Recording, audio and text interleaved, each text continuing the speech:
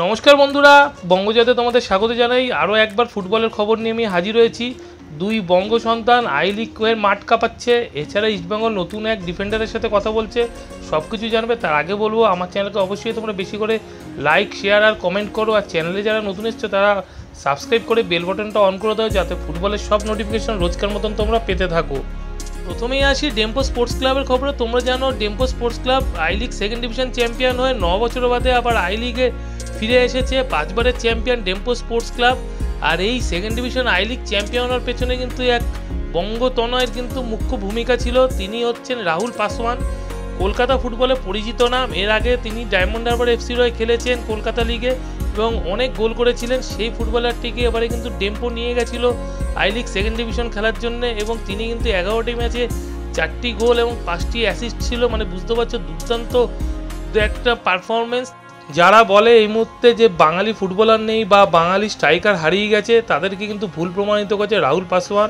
রাহুল পাসওয়ানদের মতন ফুটবলারকে আমাদের 3 প্রধানের অবশ্যই দলে নেওয়া উচিত এবং এদেরকে বেশি করে সুযোগ দিলে এরা কিন্তু প্রমাণ করতে পারে যে এরাও ফুটবল খেলতে পারে।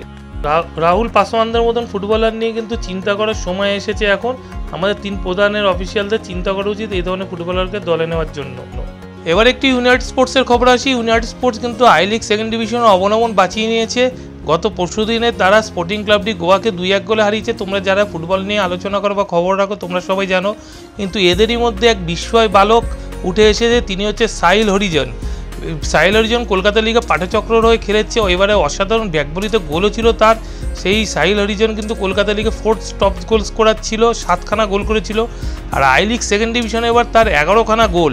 মানে বুঝতে পারছি এক বঙ্গ সন্তান, তার 11খানা গোল আই লিগ সেকেন্ড ডিভিশনে। দুর্দান্ত একজন স্ট্রাইকার কিন্তু উঠে আসছে বাংলার ফুটবলের জন্য। বয়সটা কম, মাত্র 18। এই ধরনের ফুটবলারকে এখনই সুযোগ দেওয়া উচিত বড় দলে। আজ হবে না, কাল হবে না, কিন্তু পরশু ঠিক হবে, না হলে বিজ্ঞানটাই মিথ্যা। তো এই ফুটবলারদের যদি এখনই সুযোগ না দেওয়া হয়, এরা কিন্তু অচিরেই হারিয়ে যেতে পারে। তো এখনই ভাবা উচিত কিন্তু আমাদের 3 প্রধানের সব কর্মকর্তাদের, যারা এজেন্ট মারফত বাইরে থেকে আজে বাজে প্লেয়ার এনে সই করায় নিজেদের দলে। রাহুল পাসওয়ান, সাহিল হরিজনটা কিন্তু আগামী দিনের বাংলার মুখ। এদেরকে নিয়ে কিন্তু এখন চিন্তা করার সময় এসেছে। এই 2 ফুটবলারের জন্য আগামী দিনে শুভেচ্ছা রইল। এবার একটু ইস্টবেঙ্গলের খবর আসে যাক। ইস্টবেঙ্গল দলের উইঙ্গার আর এবছরের আবিষ্কার সায়ন ব্যানার্জি। সায়ন ব্যানার্জির কিন্তু এই মরশুমে 1টি গোল করেছে ইস্টবেঙ্গলের হয়ে আইএসএলে। সেটি ছিল পাঞ্জাব এফসির বিরুদ্ধে দিল্লিতে এবং সেই গোলটি কিন্তু এ মাসের সেরা গোল, মানে গোল অফ দ্য মান্থ হয়েছে। তো বুঝতেই পারছো, এক বাঙালির গোল আর সেটা গোল অফ দ্য মান্থ।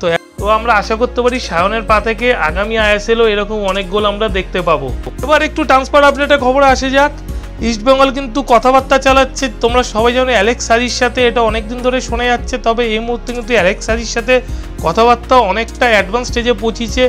23 বছর বয়সী 6 ফুট উচ্চতার অ্যালেক্স সাজি কিন্তু এর আগে আই লিগ চ্যাম্পিয়ন হওয়ারও অভিজ্ঞতা আছে গোকুলাম কেরালার হয়ে এবং নর্থ ইস্ট ইউনাইটেডও ছিল। এছাড়া হায়দ্রাবাদ এফসির এবছরে অসাধারণ ফুটবল খেলেছে। লড়াকু ফুটবলার, দুর্দান্ত লড়াই আছে তার মধ্যে। তো অ্যালেক্স সাজি কিন্তু ইস্টবেঙ্গলের সাথে কথা বললো। হায়দ্রাবাদের সাথে তার 2025 অবধি চুক্তি আছে। তো এখন চুক্তি ভেঙে ইস্টবেঙ্গল তাকে নিতে পারে কিনা সেটা কিন্তু আর কয়েকদিনের মধ্যেই পরিষ্কার হয়ে যাবে। তো আজকের মতন এইটুকুই। আবার নতুন খবর নিয়ে তোমাদের কাছে হাজির হব। ভিডিও শেষ করার আগে বলবো, আমার চ্যানেলকে অবশ্যই লাইক, শেয়ার, কমেন্ট আর সাবস্ক্রাইব বেশি করে করো, যাতে আমি তোমাদের জন্য ভালো ফুটবলের খবর বানাতে উৎসাহ পাই।